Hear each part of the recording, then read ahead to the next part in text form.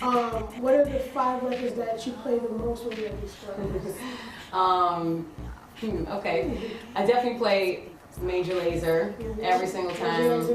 Check it out. Yeah, everywhere I go, Major Lazer. Is that a friend of yours? Diplo, I mean, I've definitely met Diplo and talked to him, but we're not, and I don't got his digits in my phone. I'm definitely playing new Nina Sky. I definitely play Ninja Sonic at all times. That's 3. And then I always play Buju or Beanie Man. And then Santa Gold, Theophilus London, and I play my tracks. Shameless plug. It's like market research, and I put my tune on in like a random like company holiday party, and I'm like, okay, so try to throw it in there. So. I mean, you gotta get it how you get it. Yeah. And so, what would you say to other females who want to get into the DJ industry or who want to become rappers but don't feel confident enough to do it, or they feel intimidated because it's so male dominated? Right. The best thing when you're dealing with a market that intimidates you, in my opinion, is to perfect your craft, because your craft will speak for itself. When you are a quality person with a quality talent, the rest will kind of fall to the wayside. And the only reason why, there is intimidation is because there's people that are better than you. Don't worry about all the hype and the differences in gender. Like, all of that is nonsense. That's just, everyone just makes it up in their head. But do worry about, your quality of DJing when you get out there, because that's what's going to shut everything down. That's what has gotten me to where I'm at, because a lot of people have stereotypes about new DJs, about women, but if you go on the wheels and tear it down, nothing else can be said. So just worry about what you want and do it well. Definitely.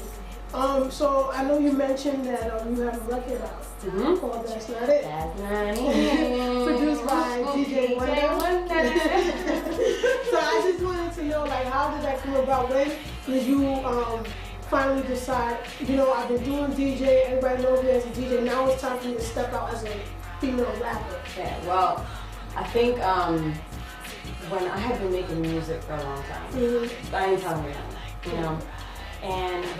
but every time we'd be at a party, I would be freestyling right along with the dudes, and it just came at a point in my life where I'm like, I'm gonna go hard. It's time. Like, I've got 10 years plus, like my whole life of cultivating for this. Like, I'm just gonna do it, and I'm gonna keep it as real as possible, And so, DJ Wonder knows me pretty well. He knows about the salt and pepper history and the sassy and clever, way that I rhyme. And he came up with like the perfect beat, the perfect sample, and I'm like, oh, I'm gonna write about this, and then it just popped off. Like we put it out there for the world last December, and within a month I had performed it at Hero Ballroom in front of like 700 people. And you also did CMJ, which is pretty big. Girl, I went on tour with Ninja Sonic. I did CMJ. I just got done opening up for Ghostface, Rakim, Sean Kingston, The Clips. And Chuck English from the Cool Kids Night. That's like my new BFF. And we just went on tour in Ohio together, a DJ MC tour. We got a song coming out, so So do you ever see yourself saying, say somebody, Def Jam approached you tomorrow, or a Universal came to you tomorrow and they said, Jasmine, we're interested in signing you as an artist. Would you put up the turntables and just become a hell no. No, I'm doing it all. Okay, cool. Yeah, I'm cool, doing it definitely. all. My favorite thing is to get booked for it. Just you be taking notes, you doing your research.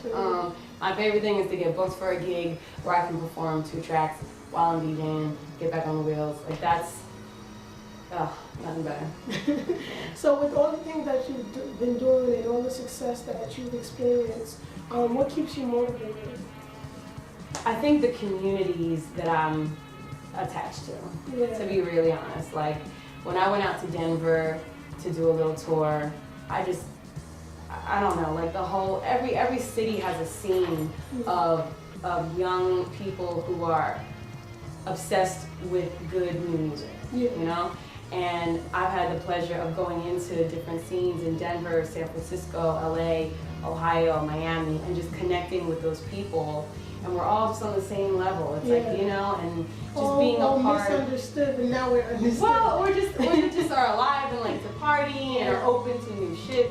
And that's what keeps me going, is just building these communities everywhere where I can just go up to someone and go, oh, what up? Nice to see you again. Like, I'm not really trying to be disconnected from the people, and I'm not trying to do that kind of fame route. I'm really trying to be a part of everybody's life, you know, like, so, yeah. So with all the people that you've worked with before, I mean, you said you opened up for Grandmaster Flash, Q-Tip, De La Soul. I mean, you've also had experience with Questlove, M1. I mean, who haven't you worked with that you would love to work with?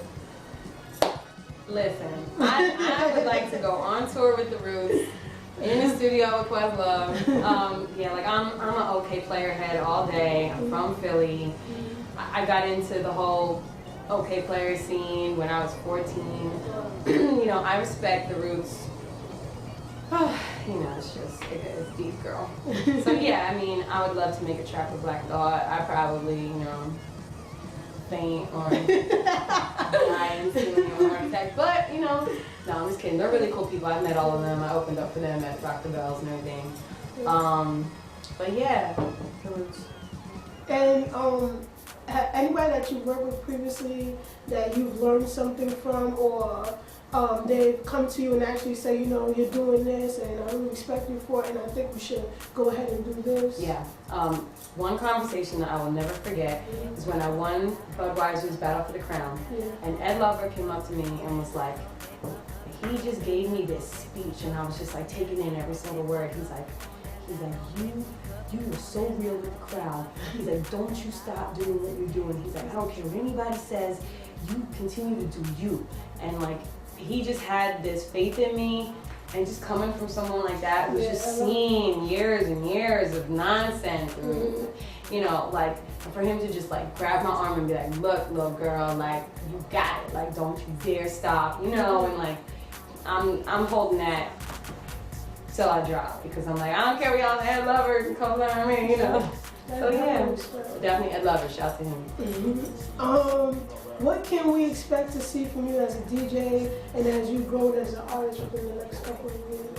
Well, that's going to be interesting, because I don't know of too many females who are so obsessed with both the way I am. And it's going to be interesting to see how I continue to incorporate both. Like, yeah, like, right, you know, kind of like D-Nice. Like, D-Nice is one of my heroes, the way he just cuts up a record as he spits, and he's like a human beat machine, yeah. But yeah, so you'll just. Yes, we do not alright. True, Miss Electric tonight.